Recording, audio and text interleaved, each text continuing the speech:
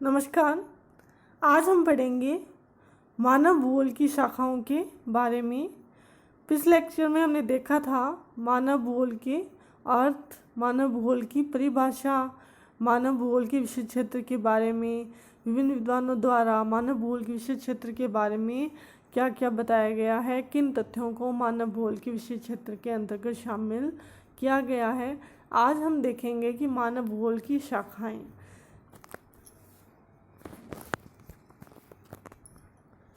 जिस प्रकार हमने देखा कि भूगोल विषय का विभाजन दो भागों में हुआ था, भौतिक भूगोल और मानव भूगोल। भौतिक भूगोल वह भूगोल जिसमें कि प्राकृतिक जो घटनाएं हैं या प्राकृतिक तथ्यों का अध्ययन किया जा रहा था, वो था भौतिक भूगोल। और मानव भूगोल जिसका केंद्र बिंदु था मनुष्य और मनुष्य की गतिविधियों को केंद्र मानकर जो प्राकृतिक तत्वों की व्याख्या की जा रही थी, यानी मानव केंद्रित भूगोल मानव भूगोल था। उसके बाद जैसे जैसे विकास हुआ, विशेषीकरण प्रारंभ हो गया और इस विशेषीकरण की वजह से मानव भूगोल की भी कई उपशाखाएं विकसित हो गई, जिन्हें मानव भूगोल की शाखाएं कहा जाता है। आज हम देखेंगे मानव भूगोल की कौन कौन सी प्रमुख शाखाएं हैं। सबसे पहले हम बात करते हैं आर्थिक भूगोल के बारे में। आर्थिक भूगोल मानव भूगोल की महत्वपूर्ण शाखा है। इसमें मनुष्य की आर्थिक क्रियाओं की वितरण तथा प्राकृतिक परिस्थितियों के साथ ही उनके संबंधों का अध्ययन किया जाता है। मनुष्य की आर्थिक क्रियाओं में उत्पादन, वितरण, उपभोग तथा विनिमय आदि क्रियाएं शामिल होती है। आर्थिक भूगोल की वह शाखा है जो कि उसे अर्थशास्त्र से संबंधित करती है। इसमें हम मुख्य रूप से क्या पढ़ते हैं? मनुष्य आर्थिक क्रियाएं से प्राथमिक क्रियाएं करता है, खनन है, मत्स्यन है, कृषि कार्य कर रहा है। द्वितीयक क्रियाएं हैं जैसे उद्योग है, निर्माण उद्योग है। तृतीयक है जो आर्थिक क्रियाएं जिनमें कि बैंकिंग है, शिक्षा है। चतुर्थ आर्थिक क्रियाएं जिसमें रिसर्च है। तो इस प्रकार से जो आर्थिक क्रियाएं हैं उनका वितरण किस प्रकार से पाया जाता है, या इन आर्थिक क्रियाओं के संदर्भ में उसकी जो प्राकृतिक जो परिस्थितियाँ जिनमें वो रह रहा है, वो उसकी आर्थिक क्रियाओं को किस प्रकार प्रभावित कर रही है, इसका अध्ययन किया जाता है। मनुष्य आर्थिक क्रियाओं में हम उत्पादन, वितरण, उपभोक्ता, विनिमय इन चारों क्रियाओं को शामिल करते हैं। कि किसी वस्तु का उत्पादन किया जाएगा, उसके बाद उसका वितरण किया जाता है विभिन्न क्षेत्रों में। वितरण के बाद उसको जो नागरिकों के द्वारा उसका उपभोग किया जाता है। विनिमय का मतलब कि उसका आदान प्रदान भी किया जाता है, एक स्थान से दूसरे स्थान पर उसका आदान प्रदान किया जाता है। तो इस प्रकार आर्थिक भूगोल जो है वो मानव की जो उत्पादन क्रियाओं, उनका जो वितरण है, उनके अध्ययन से संबंधित मानव भूगोल की प्रमुख शाखा है। अगला हम बात करते हैं सांस्कृतिक भूगोल के बारे में। मानव भूगोल की शाखा में मानव के सांस्कृतिक पहलुओं का अध्ययन किया जाता है। मानव का आवास, भोजन, सुरक्षा, रहन सहन, भाषा, धर्म, रीति रिवाज तथा पहनावा आदि इसके सांस्कृतिक पहलू हैं। तो मानव भूगोल की जो शाखा है सांस्कृतिक भूगोल, वो मुख्य रूप से मनुष्य की जो संस्कृति है, उसके जो विचार है, उसके रीति रिवाज है, उसका खान पान है, पहनावा है, उन पर केंद्रित है, उन पे अपना ध्यान केंद्रित करती है। यानी मानव के जीवन के जो सांस्कृतिक पहलू है, जो उसके सांस्कृतिक विकास को बताते हैं, उसकी व्याख्या करते हैं, उनका अध्ययन सांस्कृतिक भूगोल में किया जाता है। अब मानव की जो सांस्कृतिक पहलू है वो समय और स्थान के साथ बदलते रहते हैं।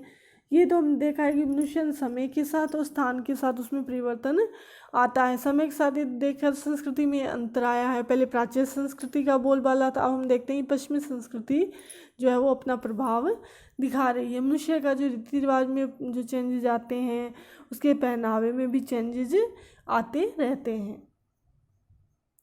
कुछ भूगोलवेत्ता इसे सामाजिक भूगोल भी कहते हैं कि इसमें कि मनुष्य एक सामाजिक प्राणी है, उसके जितने आचार विचार है, खान पान है, पहनावा है, उसके रीति रिवाज जो है वो मुख्य रूप से कैसे प्रभावित होते हैं, समाज से प्रभावित होते हैं। समाज में रह के ही वो इनका विकास करता है मनुष्य अपने जो संस्कृति पहलू, इसलिए इसे कई भूगोलवेत्ता सामाजिक भूगोल भी कहते हैं। सामाजिक भूगोल में मानव को एकाकी रूप में न लेते हुए मानव समूह है तथा पर्यावरण के संबंधों की व्याख्या की जाती है। सामाजिक भूगोल जो मनुष्य को एक सामाजिक प्राणी मानता है। मनुष्य वो सामाजिक प्राणी, वो अकेला नहीं रह सकता, वो एकाकी नहीं रह सकता, तो मानव समूहों में रहता है, समाज में रहता है।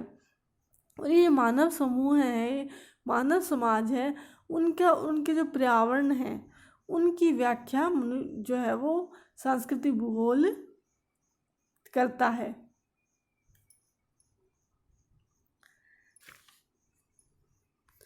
अगला है जनसंख्या भूगोल। जैसा ही नाम से पता चल रहा है, इसमें जनसंख्या से संबंधित तत्वों का अध्ययन किया जाता है। इसमें विश्व या इसके किसी भाग में कुल जनसंख्या, जनसंख्या का वितरण, घनत्व, जन्म दर, मृत्यु दर, जनसंख्या में वृद्धि दर, आयु, लिंगानुपात, साक्षरता आदि का अध्ययन किया जाता है। यानी कि किसी भी जो क्षेत्र में जनसंख्या की क्या विशेषताएं हैं, जनसंख्या कहाँ पे सघन है, कहाँ पे विरल है, कहाँ पे सामान्य जनसंख्या पाई जा रही है, यह जनसंख्या घनत्व किस प्रकार है, कहाँ सघन है और कहाँ पर विरल है। इसी प्रकार जन्म दर की क्या स्थिति है, मृत्यु दर की क्या स्थिति है, वृद्धि दर माइनस में है, शून्य है, या जनाधिक्य की स्थिति है, जनाभाव की स्थिति है, लिंगानुपात है वो किस प्रकार का है, या साक्षरता जो है वो जनसंख्या किस प्रकार की, इन सभी तत्वों का अध्ययन जनसंख्या भूगोल में किया जाता है। अगली मानव भूगोल की शाखा है ऐतिहासिक भूगोल। किसी क्षेत्र में एक समय से दूसरे समय में होने वाले भौगोलिक परिवर्तनों के अध्ययन को ऐतिहासिक भूगोल कहते हैं। हॉर्सन महोदय के अनुसार ऐतिहासिक भूगोल भूतकाल का भूगोल है। तो एक क्षेत्र में एक समय से दूसरे समय में होने वाले जो भौगोलिक परिवर्तन है उनका अध्ययन किस में किया जाता है, ऐतिहासिक भूगोल में किया जाता है। हम देखते हैं कि जो मानव भूगोल का सिद्धांत भी है ये कि परिवर्तनशील है, हर जो वस्तु जो प्रकृति में है उसमें परिवर्तन पाया जाता है, वो स्थिर नहीं है। एक समय से दूसरे समय उसमें भौगोलिक परिवर्तन निश्चित रूप से आएगा, या तो वस्तु जो है वो निरंतर जो है वो क्या है, उनमें परिवर्तन आ रहे हैं। जैसे कहाँ पहले जहाँ समुद्र था वहाँ पे अब डेजर्ट है, या वहाँ पे अभी पर्वत श्रृंखला का विकास हो चुका है। कुछ समय बाद जब उसका अपरदन हो जाएगा वहाँ पे एक समतल मैदान का निर्माण हो जाएगा। तो एक समय से दूसरे समय में जो भौगोलिक परिवर्तन आ रहे हैं उनका अध्ययन ऐतिहासिक भूगोल में करते हैं। मानवीय क्रियाएं देखें तो मानव ने पहले जो कृषि कार्य किया, पहले वह अस्थायी रूप से रहता था, फिर उसने स्थायी रूप से रहना शुरू किया। कृषि के भी उसने विभिन्न प्रकार के स्वरूप विकसित किए हैं। यानी कि जैसे हॉर्सन महोदय ने कहा है कि भूतकाल का जो भूगोल है वो ही ऐतिहासिक भूगोल है, कि प्राचीन समय में या प्रारंभिक समय में जो भौगोलिक घटनाएं थी उनका अध्ययन किस में किया जाता है, ऐतिहासिक भूगोल में किया जाता है। अगला हम बात करते हैं राजनीतिक भूगोल की। राजनीतिक भूगोल राज्य की सीमाओं और स्थानीय प्रशासन, प्रादेशिक नियोजन आदि से संबंधित है। यह मानवीय समूह की राजनीतिक स्थितियों, समस्याओं व क्रियाओं में भूगोल के महत्व को आंकता है। राजनीतिक भूगोल जो है वो राजनीति विज्ञान से मानव भूगोल का संबंध स्थापित करता है। इसमें राज्य की सीमाएं किस प्रकार की हैं, या प्रशासन है वो किस प्रकार से है, नियोजन किस प्रकार से, यानी राज्य की जो विशेषताएं हैं उनका अध्ययन इसमें किया जाता है। यह मानवीय समूह की राजनीतिक स्थितियाँ, उनकी जो समस्याएं हैं और उनमें भूगोल किस प्रकार से अपना जो रोल अदा करता है, वो भूगोल का क्या रोल है, उसका अध्ययन राजनीतिक भूगोल में किया जाता है। वॉन वल्केनबर्ग के अनुसार राजनीतिक भूगोल राज्यों का भूगोल और अंतर्राष्ट्रीय संबंधों की भौगोलिक व्याख्या प्रस्तुत करता है। तो वल्केनबर्ग महोदय ने बताया है कि राजनीतिक भूगोल वास्तव में राज्यों का भूगोल है, यानी राज्यों की भौगोलिक घटनाओं का अध्ययन करता है। और ये अंतर्राष्ट्रीय संबंध है, विभिन्न देशों के मध्य जो संबंध है उनकी भी किस प्रकार से व्याख्या प्रस्तुत करता है। भौगोलिक जो भौतिक घटनाएं हैं या भौगोलिक घटनाएं उनके संदर्भ में व्याख्या प्रस्तुत करता है। अगला हम देखते हैं कृषि भूगोल। ये कृषि भूगोल जो है वास्तव में जो आर्थिक भूगोल है उसी का एक उपक्षेत्र है। इसमें कृषि संबंधी सभी तत्वों का अध्ययन किया जाता है। फसलों का उत्पादन, का वितरण, पशुपालन, पशु उत्पाद आदि इसमें शामिल है। मनुष्य की जो है मूलभूत आवश्यकता जो है भोजन की आपूर्ति होती है, इसलिए मानव भूगोल का ये उपक्षेत्र सबसे महत्वपूर्ण है। कृषि भूगोल इसलिए भी महत्वपूर्ण हो जाता है कि इसमें कृषि की कौन कौन सी फसलें हैं, कौन सी व्यापारिक है, कौन सी खाद्यान्न फसलें, उनका वितरण किस प्रकार से है, कहाँ कहाँ इनका जो है इनको पैदा किया जाता है, कौन कौन सी फसलें ली जाती है, इनकी किस्में क्या है, इनका वितरण किस प्रकार से है, इन सभी का जो अध्ययन इसमें किया जाता है कृषि भूगोल में। और कृषि भूगोल जो है वो इसलिए इम्पोर्टेंट है क्योंकि ये मनुष्य की जो एक आधारभूत आवश्यकता होती है भोजन, उससे जुड़ी हुई होती है। इस प्रकार से मानव भूगोल की और भी कई उपशाखाएं हैं जिनमें व्यापारिक भूगोल, औद्योगिक भूगोल, शहरी भूगोल आदि महत्वपूर्ण है। मानव भूगोल अन्य कई शाखाएं जैसे व्यापारिक भूगोल है, ये आर्थिक भूगोल का एक अंग है या उपशाखा कह सकते हैं, जिसमें जो व्यापारिक गतिविधियां उनका अध्ययन किया जाता है कि ये व्यापारिक गतिविधियां जो है भूगोल से किस प्रकार से प्रभावित हो रही है। कोई भी व्यापारिक संघ है, संगठन है, उसकी गतिविधियां है या जो व्यापार हो रहा है उसके पीछे भौगोलिक घटनाएं किस प्रकार कार्य करती है उसकी व्याख्या करता है। या बात करें औद्योगिक भूगोल की, तो औद्योगिक भूगोल जो है वह भी आर्थिक भूगोल की एक उपशाखा है।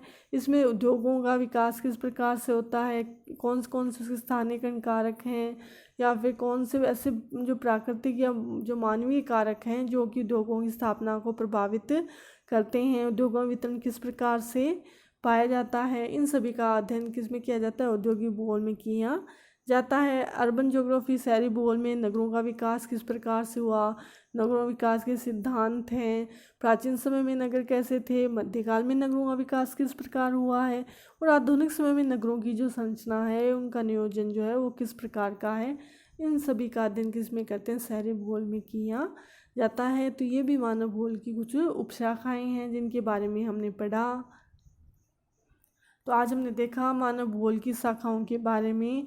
मानव भूगोल की जो शाखाएं हैं वास्तव में जो है मानव भूगोल को एक अंतर अनुशासनात्मक विषय बनाने का कार्य करती है। धन्यवाद।